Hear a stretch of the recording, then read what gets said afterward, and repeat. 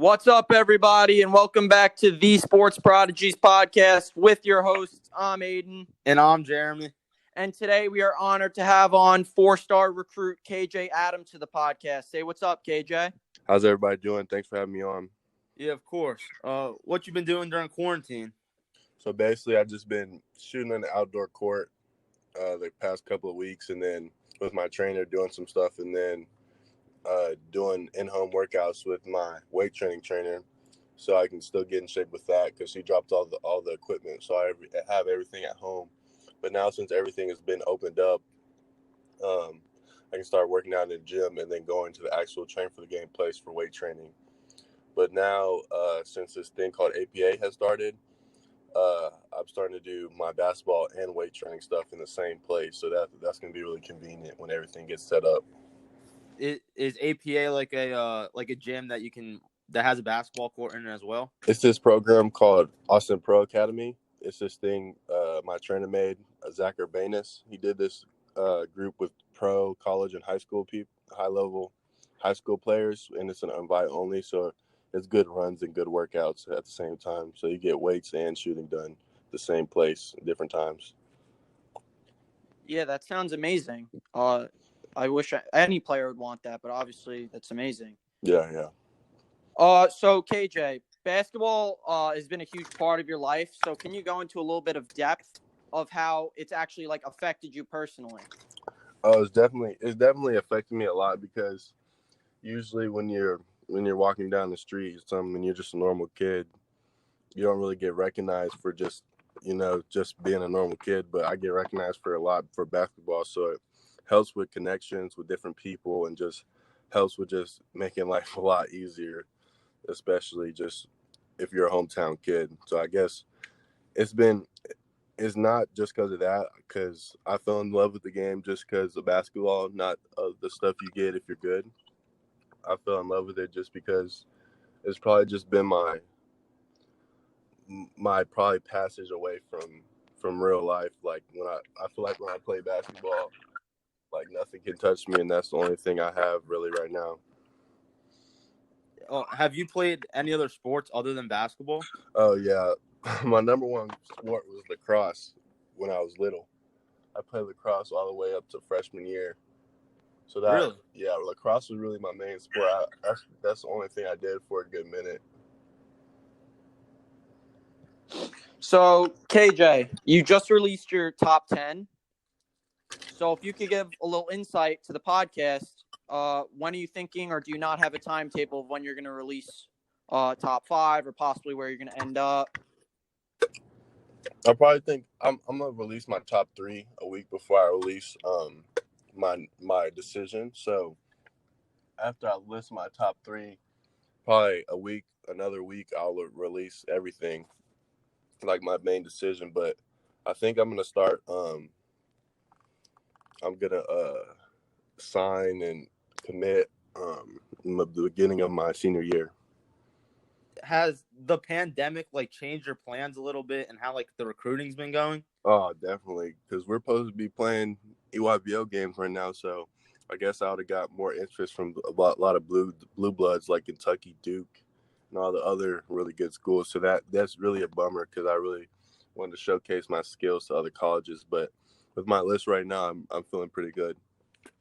Yeah, there are a lot of great schools on there, and it's a huge accomplishment to just get one D1 offer. But for you being highly recruited, it's really amazing. Yeah, of course, it's a blessing. How was the feeling being an honorable mention to the junior All-American teams?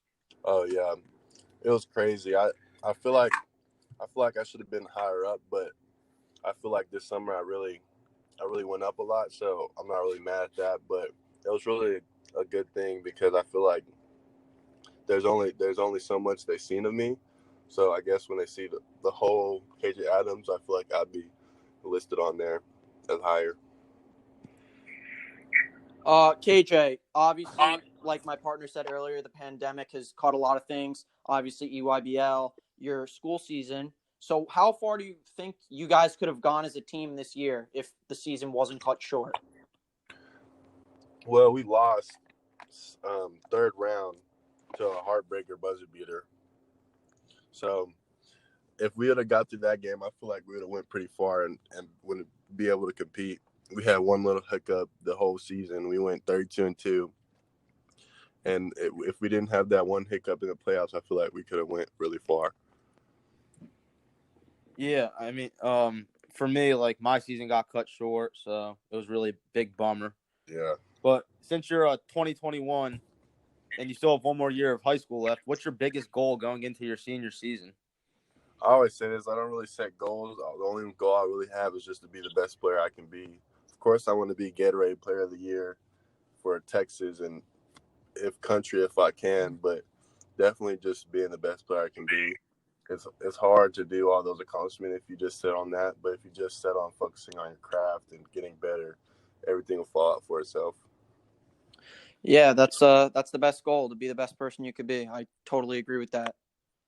Do you have a NBA player that you try to model your game off of, or somebody in college? Probably Blake Griffin, just because he's my mentor with a lot of things off the court. So probably Blake Griffin, and not really Kevin Durant, because I don't really have a really good 3-point shot or ball handling as they do. But I really try to strive to be like Kevin Durant. But right now, I'm more of like a Blake Griffin player, like a slasher. Because he wasn't really that good of a shooter in high school and college. So he really stepped his game up in NBA. So now he has a shot. So I think that's where my career is headed to. What's your relationship with Blake Griffin? So I play on his AAU team. So he gives me a call and text every once in a while, and he gave it open to me so I could text whenever I want to get help with anything with just life and basketball. So that's really a good thing to have in your phone. Blake, Yeah. NBA player helping you. And That's really awesome that you have Blake Griffin on your side. Yeah, that's amazing. that's crazy. What's it called? In our last podcast, we had Vaughn Cameron Davis. He has Jared Sullinger and Trey Burke. You having Blake Griffin, that's just amazing. Yeah. And I have Jared Allen. He plays for the Brooklyn Nets, the center. Yeah, I'm actually from New York, so. Oh, really? Yeah, Jared Allen. That's amazing. He grew up in Austin, Texas, and played for the team. I played for the high school I live at because my mom works at the school.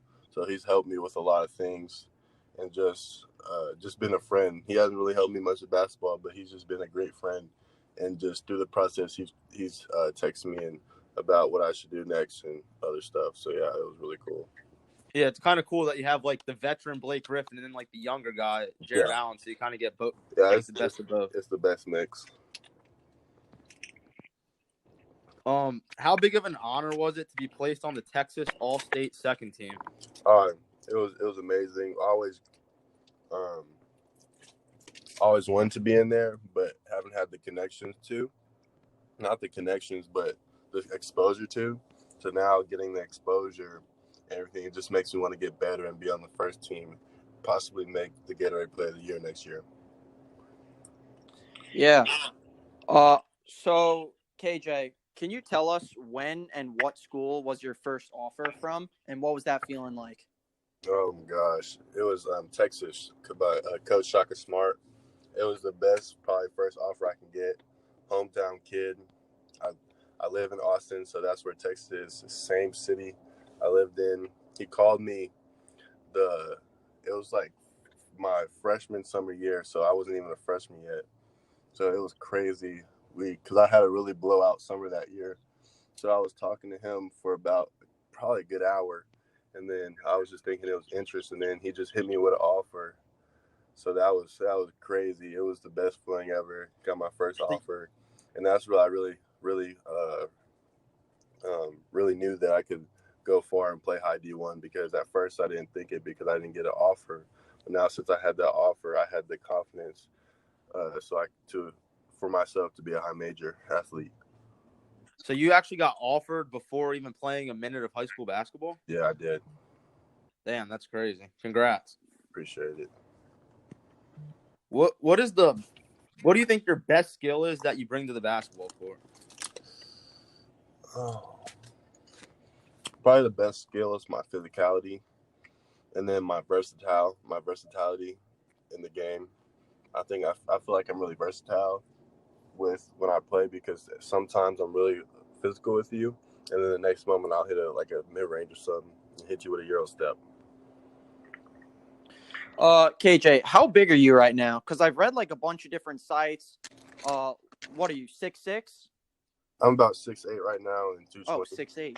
Okay, yeah, wow, that's like really off from what I read. I read you were like 6'6", 180. Yeah. I'm 6'8". I just weighed myself actually this morning, and I'm right at 220. Wow. That's good. KJ, obviously you've been recruited by so many schools, but have you ever had a dream school?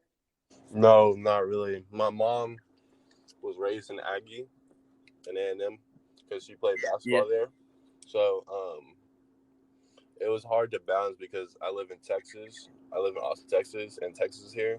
And my mom's an Aggie, so I really never had a dream school. How big of a part has your mom played in like just your love for basketball? Oh, huge.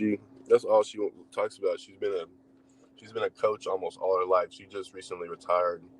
She won 2 state basketball championships in Texas, and my sister did 2 with her as well. So my sister helped with it a little bit, but my mom's just been teaching me.